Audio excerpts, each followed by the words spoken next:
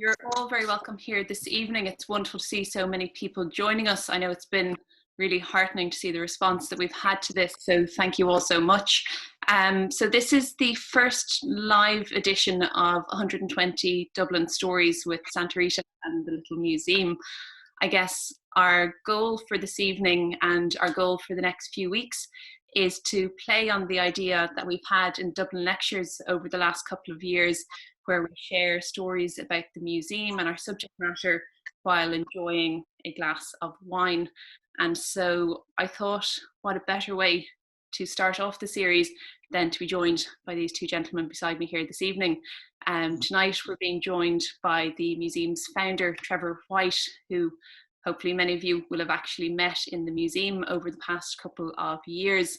Trevor and I have been working together for, almost 8 years this stage, and it'll be really lovely to listen to you reflecting on some of our stories and experiences this evening. So thank you for giving your time for it. Thank you. Lovely. And then I guess that same time we've been very fortunate to be working with Terry Pennington, who's the Regional Exports Director with Santa Rita Group. Terry's been a long-standing supporter of the museum. And Terry, I know you're still on mute there. I'm wondering if that's my doing. That's my fault. That's we're off. Thank you, sir. I thought that was a bit of an omen that you were giving me, that you were going to keep me on mute permanently, which probably would save everybody a little bit of pain. So thank you. Wouldn't read in too much of that. But Terry, I think it's, I'd love to actually kick off by asking you to give me a little bit of a sense of the conversations we're going to be having with yourself and with some of your colleagues over the next couple of weeks. You mentioned the phrase wine genetics to me earlier in the week, and that sounded quite curious. Yes, that sounds rather daunting actually when you say it that way. So we were trying to think of a way of, depending on, of course, how long we're in this area of lockdown, and before we can actually meet face to face and try and be a little bit more directly sociable, but just trying to think of a way that we could make the tasting a little bit more interesting. So when I talk about genetics, I'm specifically talking about what we term the Cabernet family genetics. So Cabernet Franc as a grape variety, if anybody drinks wine, my favorite red wine or red grape variety. But actually its origins are somewhat different. Thought we'd try and weave a little path for everybody using wines that are available in Ireland, and if people want to join in, feel free. We'll tell you what next week's wine is going to be later. And use an opportunity to taste one wine each week. And I'm bringing along some of our winemakers in Chile and Argentina, so you don't have to listen to me. Grape, which effectively is the lineage of Cabernet Sauvignon. So this will be, starting this week, we're going to start with the father of Cabernet Sauvignon. Next week, we'll go to the mother, and then we're also going to look at some of the cousins. And again, the common thread, a lot of these grapes originally come from particularly the west coast of France. So, and we'll explain a little bit about why we want to do that and what that means. That sounds brilliant. I'm looking forward to it. I see we've quite a number of people who've joined us at this stage, and that's really fantastic. To any of you who are joining in from at home, if you have any questions, there's a chat option here. So please do pop in your questions, and I'll try and get the guys to touch on those subjects over the evening, either questions about the museum or about the wines. And if you are posting in a question, please do tell us where you're joining us from. I got an email earlier this week from a woman over in California saying she was going to participate.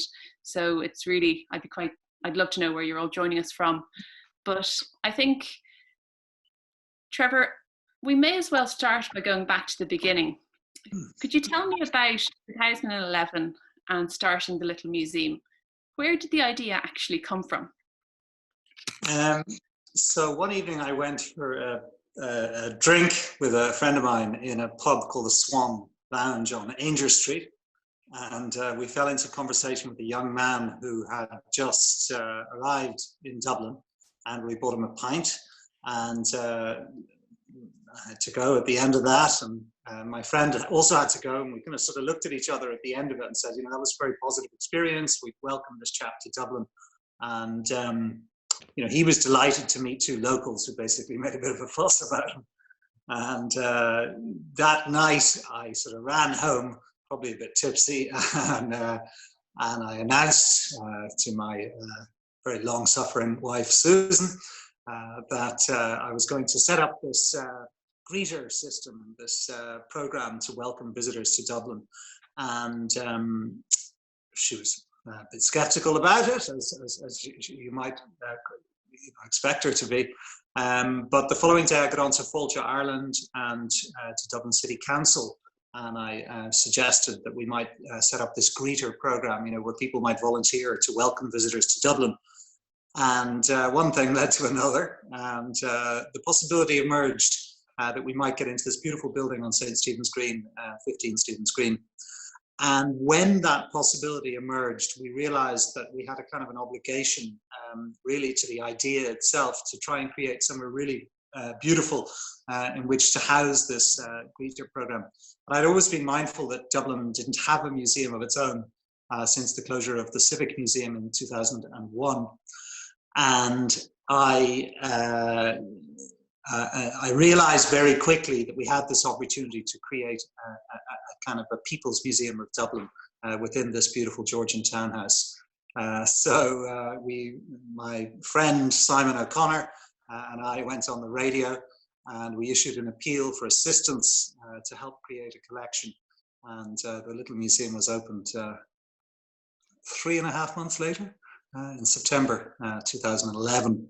And it's grown, as you know, we've been very lucky. We have some incredible community, really, of people who support the work that we're doing, who recognize the value of the work for Dublin, but also for Ireland in telling the story of our capital city. And we have built this sort of small network of patrons. And I think it's important to acknowledge that Terry, who's very good at teasing me, so I hope he'll forgive this rash of sincerity. But Terry was among the very first people to recognize the value of the work that we were doing in the museum, and came on board through Santa Rita and Carmen as sponsors of our lecture program, which many people with us this evening will remember, hopefully with affection. It's certainly one of the things that I'm proudest of doing in the museum.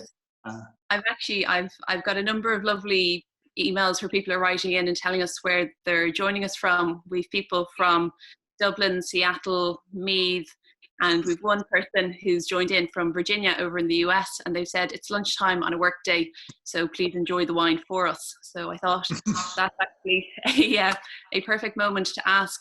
So Terry, this evening it's a Cabernet Franc that we were going to taste. I know I myself have a bottle of Santa Rita 120, a 2018. But I wonder if you could tell me, Sure. I wonder if you could tell me a little bit about the Cabernet Franc as a grape and kind of what I might expect to taste when giving it a go. So yeah, so just to press this, I'd just say a couple of things. So the wines we're picking, we're going to make sure that they're easily available for people. So this wine is from Santa Rita. The Santa Rita 120 Cabernet Franc is in Dunnes stores. This is not a commercial, but we're going to try and make them both affordable and we even sell this in Virginia and where was the other place? The States? Anyway, it's widely available. So Cabernet Franc for me is a really interesting grape variety, and I'm delighted that person in Virginia has given me a ration to drink double tonight. So I'm already starting. So it's wonderful. But Cabernet Franc as a grape originates or predominates down the southwest coast of France, particularly in the Bordeaux region. And more often than not, it's unrecognized because it's blended with other grape varieties. So Bordeaux, as a wine growing region, as probably the greatest place to make red wine, or recognized as making red wine, uses this part of a composition of different grape varieties, and it's usually the little brother. But actually, its origins are much more prestigious. So originally, Cabernet Franc, through the genetic family, was crossed with a grape variety called Sauvignon Blanc to create Cabernet Sauvignon. So this is, for me, one of the most underrated grape varieties there is. So if people know Cabernet Sauvignon, this is a short little step back in time to try this. And unfortunately, not many countries recognize Cabernet Franc as a grape you can make as a solo artist, if you like. And in Chile, we are blessed with this wonderful geography. And from north to south in Chile, you have around 900 kilometers, which is what, Trevor, about 550 miles north to south between the growing regions, which is almost going from parts of Ireland down to North Africa. In terms of the spread, it's from northern France right down to northern Africa, but in terms of the whole length of Chile, it's an enormously long country. So it has very different growing conditions, and the two greatest influences are frankly the mountains. So the longest mountain range in the world is the Andes Mountains, which runs down the spine of South America, and it goes up to around 7,000 meters at the highest points. And then the Pacific Ocean, which is only around 100 miles or 160 from the mountains, which is very, very cold. And if anybody's been to Chile and had, like Trevor and Sarah and myself, and you've had the wonderful notion of jumping in the sea, I'd rather go in and jump in the 40-foot in Dublin, because it's a lot warmer in Dublin than it is in the Pacific Ocean off Chile. It has currents that come up from the Antarctic. So this is planted quite close to the ocean, and what that does is it gives us a big difference between cooling temperatures. So the climate is quite hot in Chile, but you have these wonderful sea breezes coming from this cold ocean current. The hum actually cools everything in the morning and the evening, and actually allows the grape skins to capture a lot of what become the flavors within the wine itself. It comes from a wonderful area about 2.5 hours south of the capital, Santiago, called Pumanque, a terribly difficult name to when you look at it on a page, but it's made from 100% Cabernet Franc, and for me, this is just an incredible wine for the price.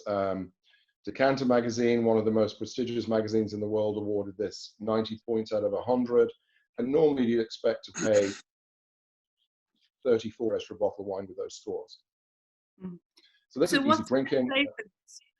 Apologies, Terry. What sort of very technical? I mean, so with Cabernet, typically you find a lot of notes of cassis, which is blackcurrant, blackberries, red plums. So more in those sort of dark fruit characters.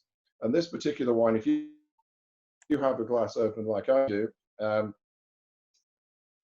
has also notes of some little coffee, smell a little bit of coffee and a little bit of smoke, which is coming off, and a little bit maybe of vanilla, which comes from the use of oak barrels. So about a quarter of this wine is aged in French oak barrels, which gives it a little more complexity and roundness.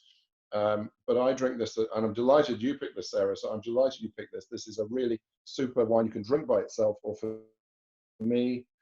My daughters are cooking pasta for me this evening, and they're using some rice and pepper and all sorts. This will go perfectly with this. So I have a second bottle for straight after here. I can smell the kind of the smokiness that you're talking about in the flavor of it. But I'm really loving reading some of the comments that are coming through now from some of the participants telling us. We've one person here who's speaking about a year they spent in Chile and how it was one of the greatest years of their life. Another talking about visiting the museum back in 2016 as part of the City of a Thousand Welcomes and their own personal experiences. I've one person here saying they remember Trevor giving them a talk about what a Dubliner is and have enjoyed feeling at that sense of Dublin ever since. And I guess, Trevor, that's a nice question to ask, because it's kind of, we've guests talking about visits back in 2016 as well as kind of more recent times.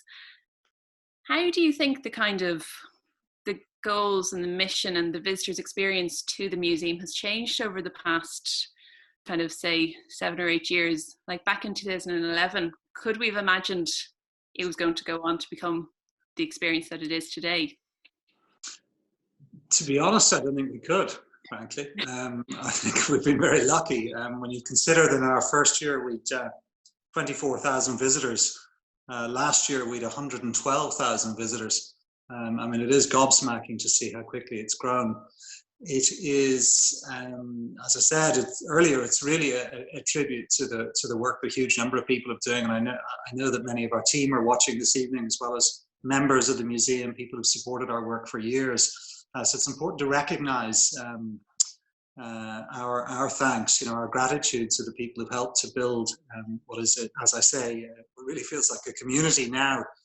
I suppose to answer your question, when we launched the museum, I had this very grand idea that we would, that we'd kind of insinuate ourselves into the cultural life of the city, and that the hope was that Dubliners would take ownership of the work itself. And it's kind of one of those things that's easy to say, but it was only, I suppose, for me, the key event was about.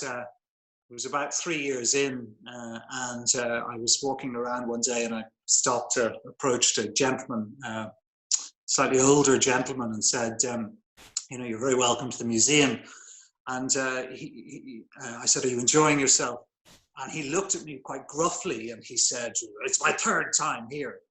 And I was sort of taken aback by this, and I said, "Oh, well, you're very welcome back, And it was only really, when I got back upstairs and I was sort of relaying the conversation to a colleague of mine, that I recognized that actually when we launched the museum, that was precisely the kind of feeling that we were hoping to create, that sense of ownership that people would take over the museum. So yeah, that was a kind of a key moment for me.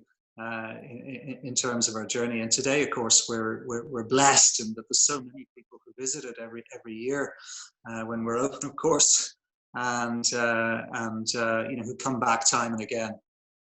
Yeah, I think that's something that one or two participants have already asked about in terms of kind of where the museum's head at is in light of the fact that obviously we have been closed now for, I guess, verging on 2 months in response to the COVID pandemic and what's going on kind of around the world. And so I think maybe we might come back to that at the end of the conversation and kind of give a sense of kind of where the timeline is looking like it's at. But I think, Terry, one of the things you and I spoke about recently, and I'd be very curious to hear a little bit more about, is I'm sometimes obsessed with this idea of a good year or a bad year, or knowing what to do when I walk into a supermarket. As in, what's the story with vintage? Is there such a thing as a good year and a bad year, and what does that mean? Gosh, that's how long have we got? Big question. I think unfortunately I was thinking about how long I've been working in the wine trade, and next year is going to be my 40th year working in wine directly. And thinking back to when I started in 1981, if my maths is correct, if that's 40 years, there was an awful, well, firstly, wine was not consumed by a lot of people, and it was very elitist and expensive. And there was pretty average wine in the markets in those days. There was some small bit of good wine, a bit of average wine, and frankly, quite a lot of really poor wine. And in those 40 years, what I've really seen develop is the whole area of hygiene, understanding that wine no longer is made in a winery, it's made in the vineyard, it's grown. So without good grapes, it's very difficult to make good wine. So a lot of things have changed. But in terms of the reference, I think a lot of the reference to the year revolves around actually the price you're paying for the wine. So in Irish context, if you're paying 30, 40 euros for a bottle of wine, which is a real treat, it does become relevant. And some regions of the world, particularly the French regions, and to a degree some of the Spanish and Italian regions, it is worth having a reference point against that. And if you go to a good wine merchant, they'll guide you. You need somebody to talk to, or it's it's great now online. You can discover these things very quickly. If you go to what we term rather inappropriately the New World, and I was thinking about this, that South Africans talk about bringing wine to the country, or grapes in the country in the early 17th century. Chile next year celebrates 500 years since the first vines were imported, and they were brought in for religious reasons, the País grape.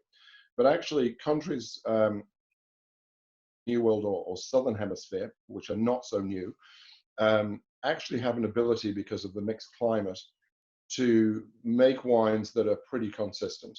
So on our fine wines, yes, we do have vintage variation. In some years, we won't even release our top wines. But that is happening less and less. So maybe once a decade now, we don't make our top wines, and you're within a 20% ratio of good. So it's getting harder and harder. So don't focus too much on the year unless you're spending a lot of money, Sarah. That's good advice. Terry, I actually have a question that someone has written in here, and actually this is just a reminder, if anyone has a specific question for Trevor or for Terry, please do ask. A gentleman is asking what the best way to taste a wine is. His understanding is to hold it in your mouth for 10 seconds to get the best taste from the different parts of your mouth. Is that a fair observation? Yeah, in my house it doesn't last 10 seconds. Okay. And for me, tasting wine is drink with friends. But yeah, so typically what we look at are this is, one is we look at the color to see if there's a lot of color in the wine.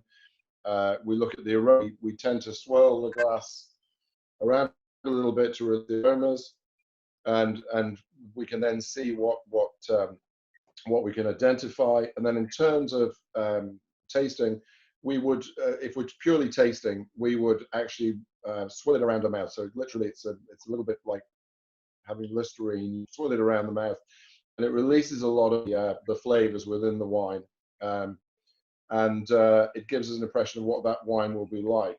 I was reading a piece recently that one well-known critic in the wine world was talking about how much rubbish we talk, and a lot of it I agree with it, what they were saying. So the way that Monster wines are made, absolutely do what you feel comfortable. Revolving it or rinsing it around your mouth actually does release a lot of the flavor, and it's more of an academic exercise. And then go back and taste it, or drink it, and see if you get the same things. And as a little tip, the other thing we do a lot of is with glassware. So actually, if you pour the same wine into different glasses and make sure they're quite different, the same wine out of the two glasses, and again, leave it in your mouth for a number of seconds. What leaving it in your mouth will do will also tell you how much, what we term the length of the wine, so how long the flavor lasts on your palate, and again, depending on the style of wine, that will last for longer periods. But tasting wine out of two glasses is always a great party trick, or three glasses. Don't what the with friends or family what they're getting the wine in three different glasses, and ask them which one they prefer, and I'll guarantee you everyone will think the wine is different. I will take you up on that if any of my friends are watching next time when we're permitted to have dinner parties again. And I remember I saw someone here a moment ago mention that they remember one of the earliest bottles of wine in their house being a bottle of Blue Nun, which is obviously something that we have in the collection in the museum as well. Trevor, you might just talk to me a little bit more about the collection. I think it's perhaps a slightly bold question to ask you, but do you have a couple of favourite pieces in our collection? Because obviously the backstory to them all are so special and unique for their own reasons. Yeah, I suppose just on Terry's 10-second rule, I'm listening to you talk about that. I'm reminded of the old line that red wine improves with age. The older I get, the better it tastes. But in answer to your question, Sarah, to me, there's a couple of pieces really that I really love. I suppose the obvious one is the Sam Beckett letter, which many of the people who visited the museum will know, simply because of the story in it, really. In 1976, there was a boy called John Hughes was asked as part of a school project to write to the person who used to live in his house and to ask him, what life was like when he lived there. And that was Samuel Beckett, of course, a great playwright and Nobel Prize winner. And Beckett wrote back to the little boy and sent this extraordinary card, which ends with the words, "If you meet my ghost in the house or grounds, please give it my regards." And you can only imagine how freaked out the 12-year-old boy John Hughes was to read those words. But John very kindly came in one day. He happened to be, he was working as an electrician. I think he came in and he fixed some lights on the first floor, and he happened to overhear a tour going on, and he came up to me at the end of the tour, and he said, I have something for this collection. And he, of course, is the boy that Beckett wrote to all those years ago. I suppose what's lovely about the collection is that it's really it's a miscellany of those sort of stories. There are thousands of pieces in the collection that all have a backstory. Some of them are really quite poignant. And then I suppose if I were to choose an exhibition that I'm particularly proud of doing, I think it's the Brendan Bracken one, which again, I imagine some of the people watching this evening will have seen. Brendan Bracken, of course, this very mysterious figure, Irishman, who goes to England and kind of reinvents himself as an English country gentleman, Winston Churchill's right-hand man, the publisher of the Financial Times and The Economist. This extraordinary combination. He's a sort of a Walter Mitty character, but also a man of great substance. And he rises to the very top of British society. And he always denied his Irishness. And I think he would have been a little bemused that we went to the trouble of putting on an exhibition about him in his native Dublin. But it was, for me, that was a really important moment in terms of our journey. We'd acquired his letters home to his mother in Tipperary at auction. And it was an amazing partnership we did with the Financial Times. A very colourful man called Jonathan Aitken came over, who was a former Conservative Party MP. Some of you may know him, as I say, a very exotic past. And it was about 3 or 4 days after the Brexit vote. And Aitken was a very, very committed Brexiteer, staunch Daily Telegraph reader. And he was absolutely thrilled about this, and argued, of course, that Brexit would be the best thing ever. And may yet be, he may be proved right. But anyway, it was a very memorable evening in the museum, with a show that I'm proud of doing. Yeah, I remember it. It was it had a very interesting reaction with visitors, and I think it was an important subject, and one that was definitely a positive thing to have visited for us. I've one guest who's just written in here and said, my first visit to the museum was a surreal experience because it was the first museum I visited where I lived through most of the years featured within the exhibition.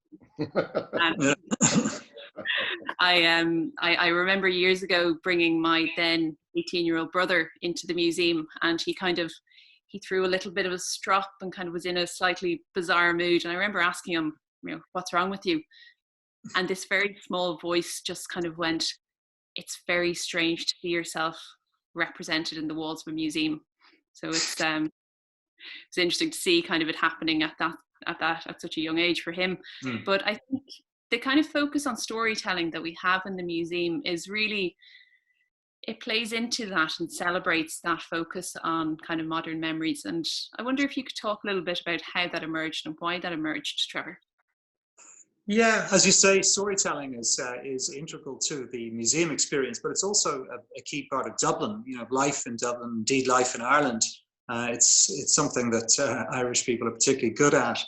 And I suppose I felt when we opened the museum that we had an opportunity to create something that sort of embodies that tradition of great storytelling, of hospitality, also of humour. In the way that we present the material. We knew also, I suppose it was born of necessity in a way, and we knew, we didn't have the Ardagh chalice, we didn't have these priceless treasures, but what we did have is a lot of enthusiasm and passion, and some fantastic people many of them were volunteers who'd approached us and agreed to work with us.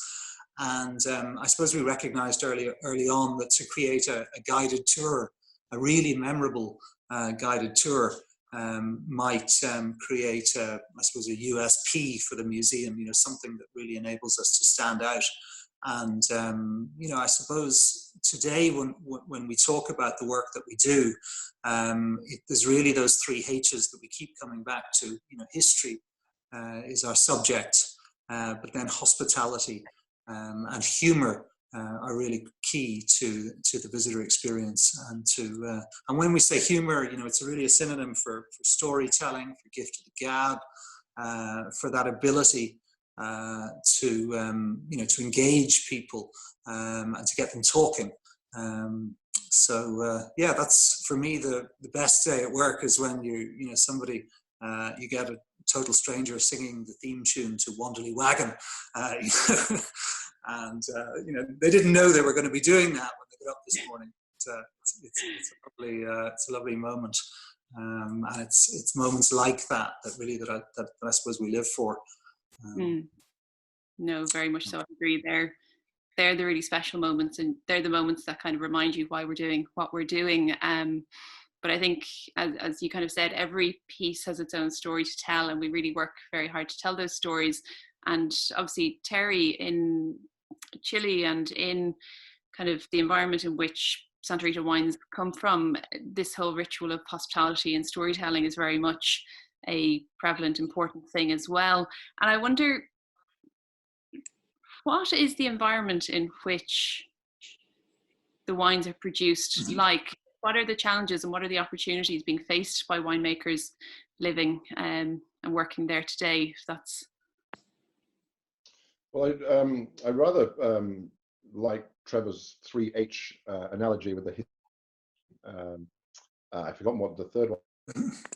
History, humor, and hospitality.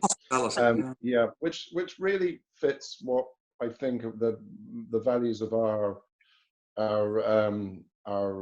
organization is in many ways. Chile, as Trevor and Sarah know quite well, has almost a parallel history to Ireland. It runs about 100 years before the major events in recent Irish history. So 1818 was the final independence for Chile from Spain, but it had two false declarations of independence in 1810 and 1814. And Chile, as I said earlier, has this 500 years of history, much of which has been forgotten about. We've been doing a lot of research into past at the wineries, and we thought to 1880, but actually recent research has shown we date back to 1643. So history and that sense of belonging and affinity is absolutely important. And it's important also to remember that wine is really made. It's been around for 6,000-7,000 years, depending on the historians you speak to, but it is made as part of that hospitality and family environment. It is there to be drunk with food. And added to that, originally it was for religious purposes as well. The religious orders would have kept the whole world of wine alive in the Middle Ages in Europe, and consequently they then took it around the world and shared it. So the challenges we face are really the combination of using that history and that knowledge with an ever-changing world. And we do need a big slice of humor. I mean, Chile is a magnificent country. I go because it's my role and it's my job to do, but it is the most beautiful country and the most challenging country. Today, it has more than 2,900 volcanoes, of which 90% are still active. So, the geology is changing every day. Earthquakes, I remember going up to W1 or W5 Museum in Belfast with the kids, with the children. And they track earth tremors around the world, and I was astonished to see that pretty much every day Chile has an earth tremor. Now, I've been there a lot, and I've been through small earthquakes, never a big earthquake, but it is a very destructive force. So a lot of the historic buildings in Chile have collapsed because they didn't stand up to the earthquakes. So you have all that very challenging environment, so almost a frontier style mentality. And on top of that, you can add in change today, which is a phrase we hear obviously a lot. But in Chile, we're seeing less rainfall, less snow on the mountains. And actually in South America, in both Chile and Argentina, we rely largely on 1 month 2 months of snowfall. If anybody's in Chile in winter, it's actually a magnificent place to go skiing, which many people don't know. But we rely on that snow to melt and then to be captured and held. So the whole sense of nature is massively important, and sustainability is massively important in Chile and Argentina today, which is improving. So how do we act as custodians for the land and not just exploiters? You know, for the family that I work for, we talk about not 5 years ahead. We talk about what's going to happen in 40 years. And that owns the business, you know, she's 80 years old now. She's frankly not going to be around in 20 years or 30 years time. So it's very much passing on from generation to generation. So, you know, there's a huge sensitivity with young people in Chile about protecting the assets they have, protecting the environment. So the biggest challenge for us is making sure that both people can live in a very cohesive and socially acceptable manner, but also protect things around them and sustain. And wine we see as a very natural way of living. And the final point really is Chile doesn't have to use a lot of herbicides and pesticides because of the protection we get from the mountains and from the sea and from the Antarctic in the south and the world's driest desert in the north. So don't destroy it, which is our biggest threat. There's something very special there. So our biggest today is ourselves and how we abuse things. I think that's that is the case worldwide. It seems to be, but it's wonderful to see how we could be talking the far side of the world, but the key concerns and considerations are really how do we protect what we have today, how do we remember what we have today, and how do we keep it going for tomorrow. And I think that's largely kind of one of the key messages that we kind of work with and kind of think about regularly in the museum as well. And like I think kind of storytelling, to keep going back to it, but this act of bringing people together to share their own knowledge, I know this is something that the three of us have been working very hard together to do over the last number of years through the Dublin Lecture Series. Like I know when this coronavirus kind of pandemic started to kick off very kind of actively here in Ireland, we had only just met maybe a week previously to talk about what the kind of the future of the Dublin Lectures might look like. And so I think I'm kind of curious if you've any reflections, either of you, on, I guess, any of the subject matters that we've talked about in the last couple of years. If you've any highlights or any lectures that really have stuck with you for any particular reason. I wonder though if anyone at home has any questions, please pop them into text chat at the moment. I might move into a few of those questions in a moment. But yeah, Trevor, could you tell us a little bit about some of your favourite lectures or the memories that stick with you from the lecture series? Yeah, so as some of the people who are joining us this evening will know, we have a historical lecture series that we ran once a month until quite recently. It was really an opportunity to enable people to dive a little bit deeper into the stories, the history of the city. And we were blessed to have Terry sponsored it in conjunction with the Department of Culture, which supported it as well. Basically, it was really the leading historians in the country speaking about subjects that they love. So you had people like Diarmaid Ferriter talking about Irish childhood. You had Dr. Rona Mahoney, who's now on our board, talking about the history of childbirth in Ireland. Fintan O'Toole on George Bernard Shaw. We had Katrina Crowe, again, another board member in the museum today, I'm very proud to say. Bridget Harrigan spoke about James Clarence Mangan, Kevin Myers, Roy Foster, David McCullough on De Valera, on his 2-volume biography of De Valera, which I highly recommend to anybody, incidentally, if you haven't read it. It's a fantastic read. But as I say, it was really an opportunity to enable our supporters, our members, people who come to the museum frequently, to dive a little bit deeper into history, but to do so in a very sociable way, because again, as many of you will know, we hosted Santa Rita wine reception between the lectures every evening upstairs in the drawing room within the museum. And this is always great fun, a great conversation, and again, a kind of a demonstration of our commitment to hospitality and putting it at the very heart of the visitor experience. But yeah, that's something I've loved doing, and I really miss it, frankly, at the moment. Another thing that we launched recently, which a little sore about that we're not doing, is this Georgian house party, which again Terry was really supportive of, which was this kind of a comedic history of Dublin that we did in the evening, again with a glass of wine. And again, it was just really another entry point, another way to get people who mightn't be interested in a traditional museum experience to come in and to engage with the subject. And it's something I hope to do, to be able to revive very soon.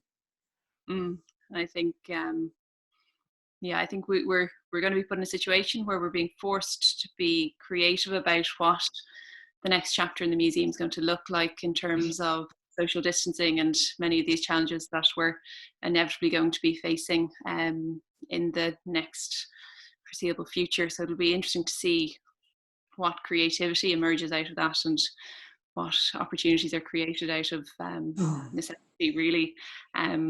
One thing that's been lovely is there's quite a few people who are here commenting about the interest in how you were speaking about the kind of sustainability piece, Terry, a moment ago. So to just cut back to you there for a second, I kind of think what was kind of being asked here to try and summarize into a question is, there's one person who's curious, as Chile is a neighbor of Peru, is there a history of winemaking in Chile? You may know nothing about that, or you may know something, but kind of also, I think there's kind of a question here about the sourcing of wine and the provenance of wine and kind of the world of that. It must be an interesting and kind of complex area for you to be dealing with.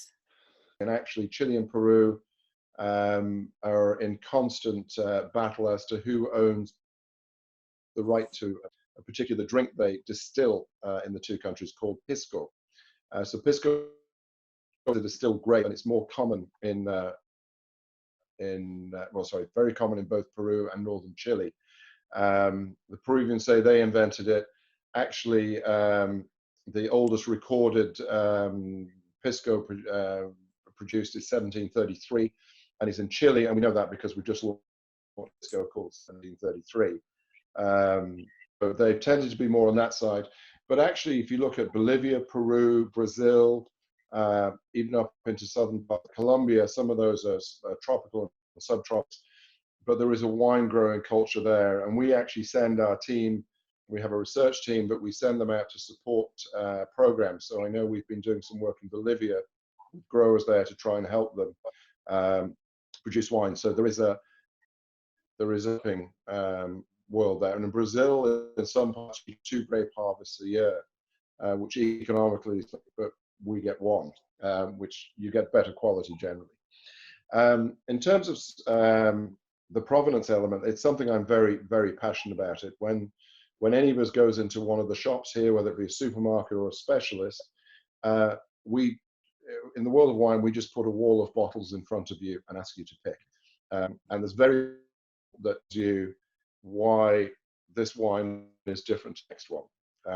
And it becomes increasingly about value and price. And so provenance for us is really important, which is why we put on all that we can. And we want, from our perspective, we want the view to be, if you by one of our wines, whether it be Santa Rita or Carmen or Doña Paula or other wines that we were involved in, is the sense of security that behind that there is a sense of provenance. So the wine that you and I and Trevor are drinking this evening, the Cabernet from Santa Rita, is grown in one specific vineyard block. We don't mention it on the label, but this is grown in a vineyard we own in Pumanque on a farm. And we believe that we have to follow that route because we can trace it from literally from individual vines right through to the bottle wherever that's consumed around the world.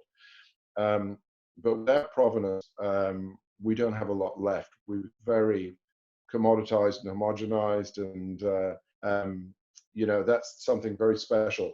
Now, we're very fortunate. We have a lot of vineyard. We own just around, or we have planted today about 4,500 hectares, and we work with about the same again. So that's roughly the size of the whole potato production in Ireland, on the island of Ireland. You know, so we have a lot of grapes. But as the modern wine industry has grown in Chile, from being a very fashionable aspect in the 19th century, where France was seen as the center of culture, and a lot of great varieties such as Cabernet Franc were brought from France and planted because that was the thing to do in society, to when we really started to change the game in 1979 with hygiene and good practice. We're now discovering that particular grape varieties work in particular places. Why it took us so long, I don't know, because France has hundreds of years of history of doing this. You know, if you go to central France, eastern central France to Burgundy, you have whites which are made largely from Chardonnay and reds from Pinot Noir. They know that because they have 100 years of heritage and they've learned from it. We're only starting to do that now, but we're now realizing very specific areas for different grape varieties. So it's something we're going to touch on during the next weeks with the different winemakers. Why Cabernet Sauvignon from this place actually is something special. It may not be better, but it's different. And actually has a reason to exist. And that leads me to ask, actually, I know next week we're planning on doing a tasting of a Sauvignon Blanc. So who are we going to be meeting with next week? So I've invited, we have a number of winemakers across the wineries, and they're all thrilled. And I thought it'd be much more if we can do a little bit of a live broadcast from the vineyards or from the wineries. One of my colleagues, a gentleman called Oscar, he's been involved with the winemaking now since 2002, so almost 20 years. And Oscar is a wonderful winemaker. And next Thursday is a national holiday in Chile for a battle called the Battle of Iquique. And Iquique actually celebrates an admiral called Ad Pratt of Irish descent who defeated the Peruvians. I can ask that question, in a naval battle, and in a wooden ship, he managed to ram and sink at the cost of his own life, sink a metal warship from Peru, which won the war. So I'm going to ask Oscar to talk about that, and rather appropriately, we're going to do a wine from Carmen, which is Chile's oldest winery today. It dates back to 1850, and we're going to do a wine called Carmen Wave Sauvignon Blanc. But my request is anybody that wants a glass of wine, bring Sauvignon Blanc along. I don't mind if it's New Zealand or Chilean or French or whatever. But come on out and we'll have a little toast, and I'm sure we can toast Admiral Pratt as well next Thursday. That sounds wonderful. It's I think we're probably starting to round it out and kind of conclude for the evening now soon enough. But I guess kind of one question that's been asked a few times here is the impact that the coronavirus and what's going on at the moment, what impact that's having on both of our businesses, on the wine industry, but also on the museum. So I guess I might ask you both to touch on that from your own perspective, but I think we are sitting down and enjoying a glass of wine and taking a moment of positivity. So I think I'm curious to ask the question of what are you optimistic about, or what are you hopeful for in the future when we get through this? I don't know who wants to take the lead on that slightly vague open question. I'll try. I'll jump in there. Yeah. I am an optimist. fair. I think you kind of need a certain optimism to set up a small non-profit museum in the middle of a recession, which we did. And I mean, as you're absolutely right, of course, it's a very strange and troubling time in the history of the world. And I don't mean to make light of it by any means. And I am anxious about the fate of our country, and indeed, of our industry and the museum. But having said that, I remain optimistic. We're a very dynamic species. I mentioned it in this mail that I sent out to our members last month. That when the Black Death arrived I think it was in August 1348. That by Christmas, a third or a quarter of the population of Dublin had died. And nobody knew anything about it. It remained a mystery. Nobody knew, the cause of this. It only took scientists 2 weeks to map the genome of the COVID-19, and we haven't found a vaccine yet, but we will. I'd be optimistic. So yes, it definitely. It's. There's no point denying it. It's a very troubling moment in history. I've great sympathy for particularly for people who've been victims of it, or family members of victims. It's desperately sad. But equally, as I say, I do fundamentally, I remain optimistic about our fate, our collective fate, and I think in a way we kind of have an obligation to be as well. In a strange sort of way, you can't succumb to fatalism, and it's pretty unhealthy.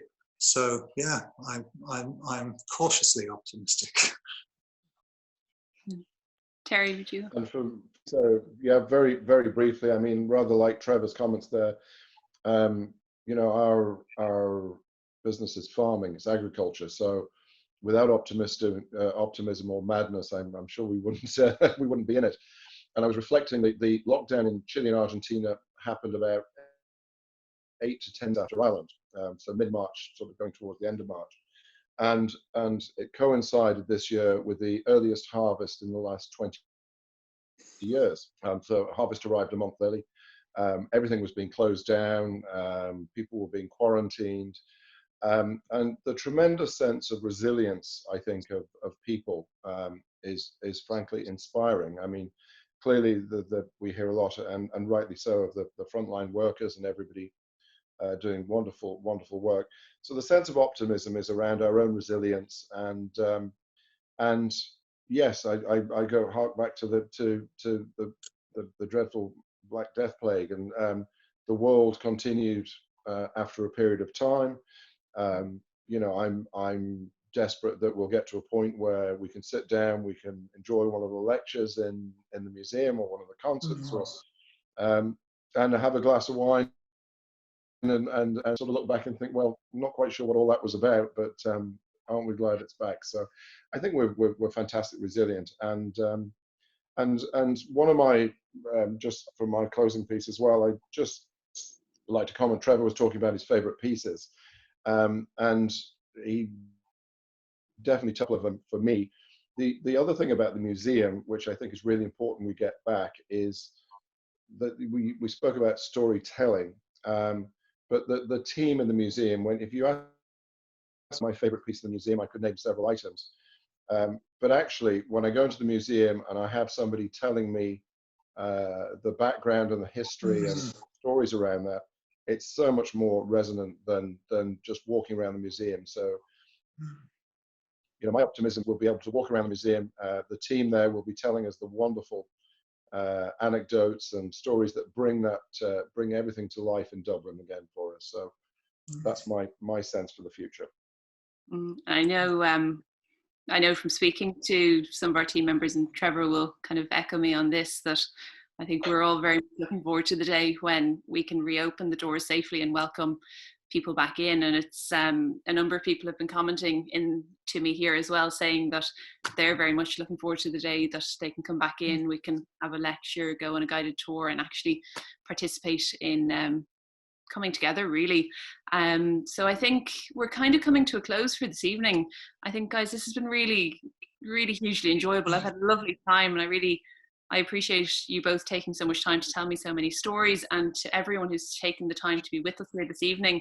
It's incredibly heartening to see, so thank you all so much. I think we'll send a note out that follows this, giving a link to next week's lecture. Not lecture, sorry, the lectures on my I wish it was to the lectures, but I'll send out a link to next week's session to those of you who wish to get involved and participate. Our speakers next week, as Terry mentioned earlier, we'll have Oscar joining us for a tasting of a Sauvignon Blanc, but then also to reflect on some museum stories. We've asked a longtime friend of the museum and Irish Times journalist Peter Murta to join us. Now, Peter is going to be able to speak to us about the history of the house that the Little Museum is in, and it in itself has some really fascinating stories. But he's also going to be able to talk to us about his experience of working with us curating an exhibition. So that'll be interesting to hear what he has to say. And can I just say, Sarah, on that, of course, Peter unfortunately had to return. He was going to do a motorbike ride right from the tip of South America to Alaska, and had to cancel halfway through or partway through because of COVID-19. He did so indeed. He knows South America very well. And he can tell us about the trip that I think he intends and hopes to finish this time next year, all going to plan. But I guess that's it for this week. Everyone that's been here, thank you so much. We'll stay in touch, and please join us again next time. And Salut. Thank you all. Well done, Sarah. Good night, everyone.